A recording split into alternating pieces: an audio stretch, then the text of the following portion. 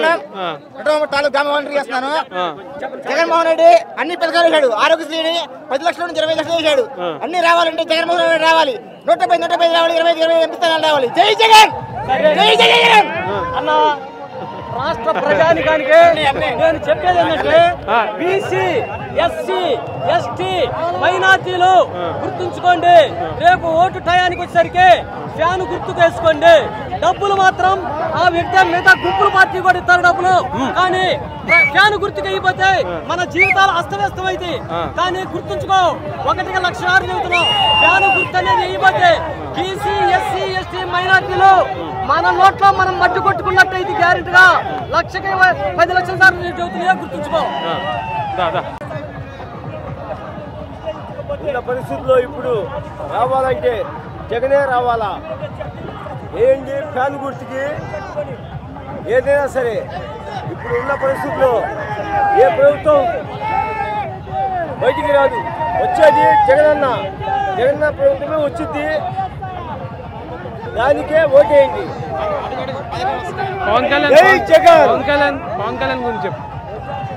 మాకొద్దు గురు, ఒకళ్ళ గురించి మాకు అవసరం లేదు. వచ్చేది జగనన్న. జై జగన్, జై జగన్.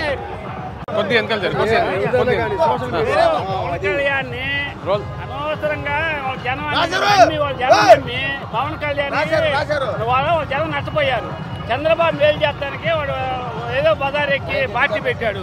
పార్టీ పెట్టినాడు. ఇవాళ 20 సీట్లు తీసుకొని ఎంపీ పోయేది ఏంది? నువ్వు పార్టీ అధ్యక్షుడు అయితే నువ్వు ఎమ్మెల్యే ఇచ్చి అసెంబ్లీలో చర్చించాలా?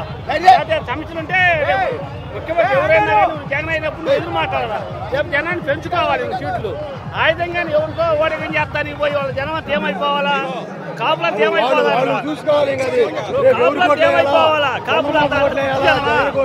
వాళ్ళకి తెలియకల్లోనే కాపులు చాలా తెలియకల్లోళ్ళు. వాళ్ళకి కూడా మనోడు పనికిరానోడు.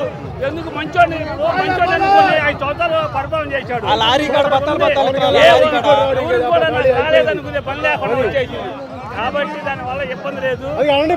పవన్ కళ్యాణ్ రేపు ఎంపీగా నిలబడుతున్నాడు. ఎంపీగా కూడా గెలవనివాడు కూడా గెలిచేదానికి కూడా చంద్రబాబు గెలవనాడు. ఎందుకంటే పార్లమెంట్ లో రానాడు, అసెంబ్లీలో రానాడు, వాళ్ళ జనాన్ని కూడా రానాడు.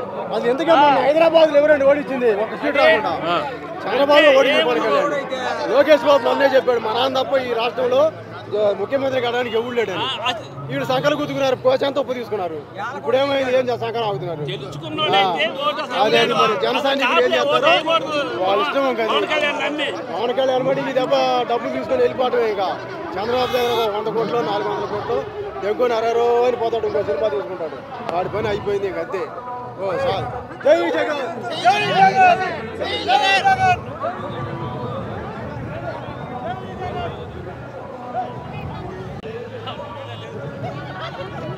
ఎవరన్నా ఎవరు?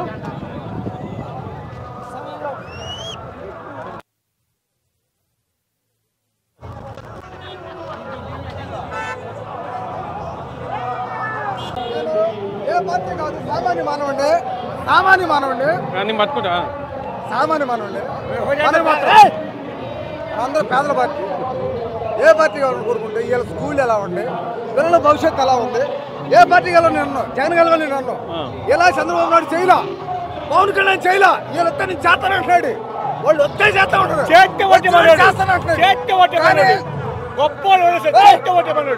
కానీ మాకు జగనే కావాలి, జగనే రావాలి. కాదు కోసుకుంటాం. కానీ ఇలా ఢిల్లీ కాదు, చెన్నై నుంచి ఢిల్లీ దాకా నడుచుకుంటా వెళ్తాం. జగనే మాకు కావాలి. చెప్తాం 10 సార్లు చెప్తాం.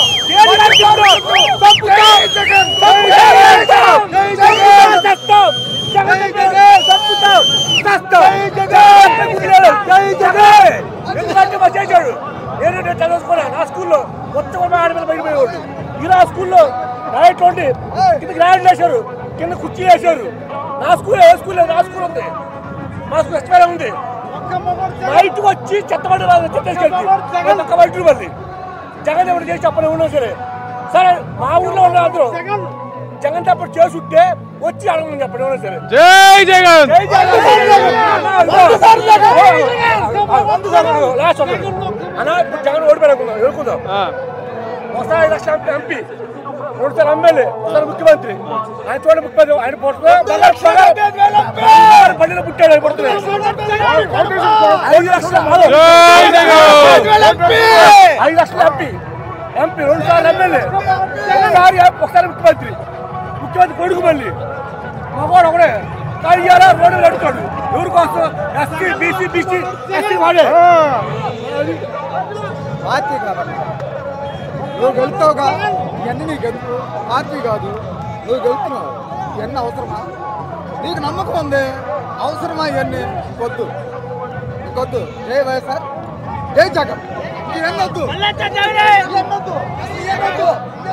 చెప్తాం. జగన్ చేసిన పనులు, అమ్మఒడి కానీ, డ్వాక్రా రుణమాఫీ కానీ, చాలా పథకాలు ఇచ్చాడు. ఆయన చేసినట్టు చరిత్రలో లేదు.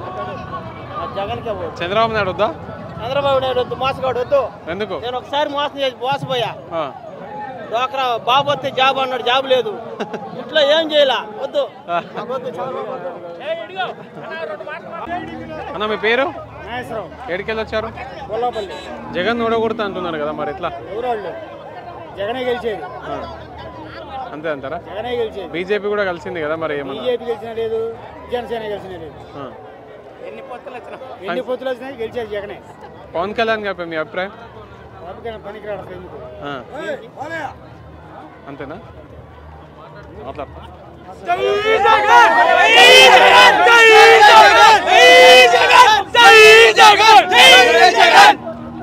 పథకాలు వస్తున్నాయి, అన్ని పింఛన్లు వస్తున్నాయి, ఇబ్బంది ఏం లేదు, బాగా ఉంది. జగనే గెలిచాలి, జగనే గెలవాలి. మళ్ళీ చంద్రబాబు గెలిస్తే? చంద్రబాబు నాయుడు గెలవదు, అది పొరపాటు కూడా లేదు. మీరు అనుకుంటున్న సొమ్ము.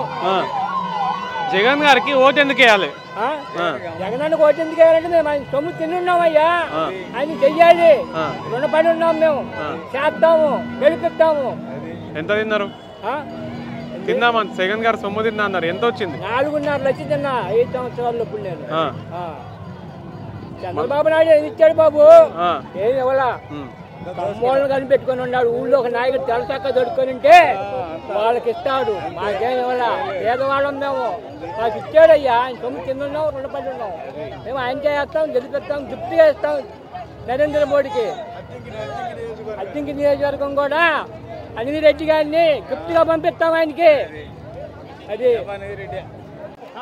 175కి 175 సీట్లు అసెంబ్లీ, 25 పార్లమెంట్లు. ఎస్సీ ఎస్టీ బీసీ ముస్లిం మైనారిటీ మొత్తం జగన్ వెంటే ఉన్నారు. 3648 కిలోమీటర్ల పాదయాత్ర చేస్తే అంత వేగంతో ఫ్యారింగాలు చేస్తుంది. చంద్రబాబు గారు గెలిచే అవకాశాలు లేవా? చంద్రబాబు గారికి 0. కుప్పంలో గెలుస్తారా? కుప్పంలో కూడా చంద్రబాబు నిలబడతారా? రాసుకో, అక్షరాలు రాసుకో.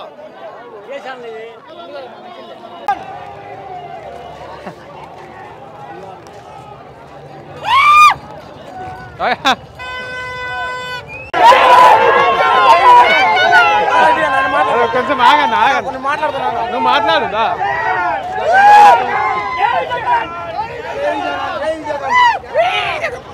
సైలెంట్, నీట్గా మాట్లాడు.